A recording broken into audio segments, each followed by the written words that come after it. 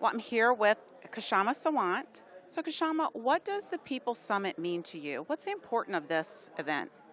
We're here in Chicago with roughly 3,500 people who have gathered here as Bernie Sanders' campaign winds down. And we are all of us who supported Bernie and said that we really need a political revolution against the billionaire class. We're all, at this moment being told by the Democratic Party establishment that it's time for party unity. Let's all come together and make sure Hillary wins.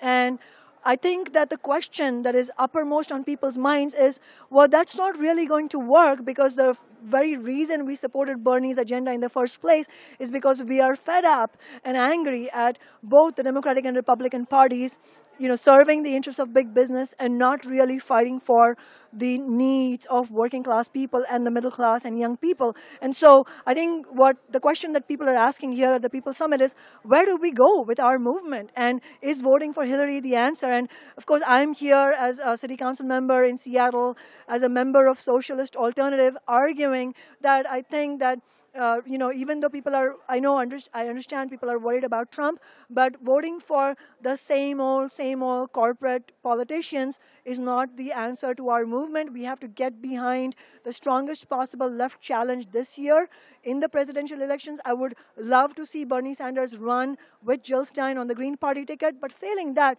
we need to support the strongest possible challenge, which will be Jill Stein. And it's a pity that Jill Stein was not invited to the People's Summit.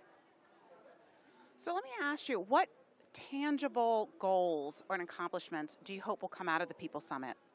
I think in terms of what tangibly can be achieved through the People's Summit, one thing I hope and I know will come out is just the fact that we have come together to engage in a debate about the way forward. I mean, that experience itself really raises the confidence of ordinary working people. And really, if you look at history, the only way we've made gains on social, economic, racial justice is when ordinary people who are not political in any way become politicized because of the mood, and the moment, and become part of an organized movement. And I think that what today's and yesterday's and this weekend's events show is how much potential there is to build mass movements of ordinary working people and young people all across America. The fact that tens of millions of people have become electrified by Bernie's message tells me that we have the potential to build an organized left. And I think tangibly, the idea that we could build this is the most important thing coming out of this whole period.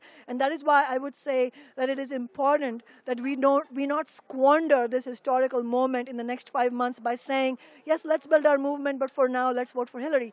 Voting for Hillary and supporting the same corporate agenda is fundamentally antagonistic to our movement. So how can we do that? Our movement needs a real way forward, not 10 steps backward. And that is why I would say that the most important discussion happening here is how do we build a left challenge and how do we support Jill Stein?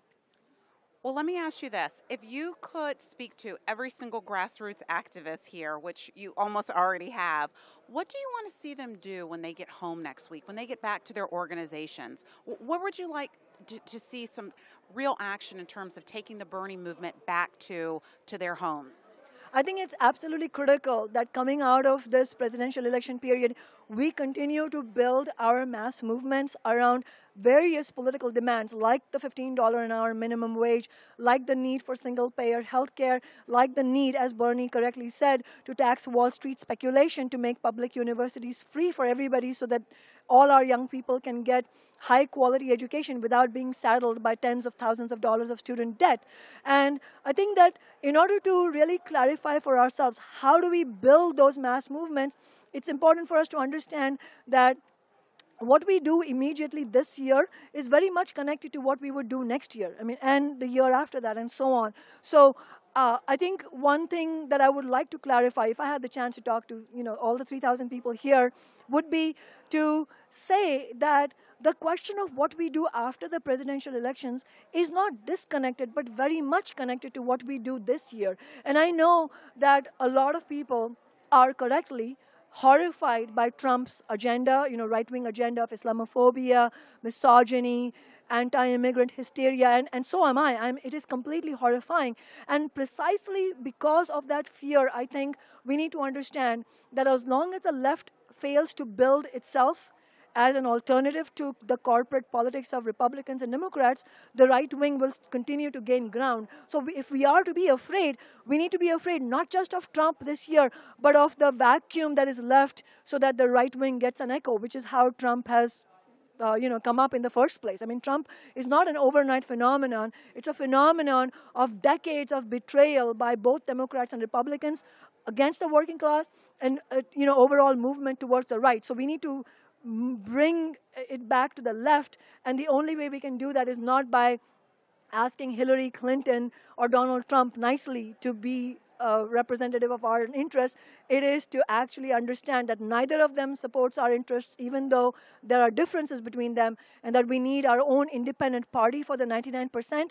And Bernie running this year on the Green Party ticket with Jill Stein would be a phenomenal groundwork to build that new party. Thank you so much for your Thank you. interview. I appreciate it.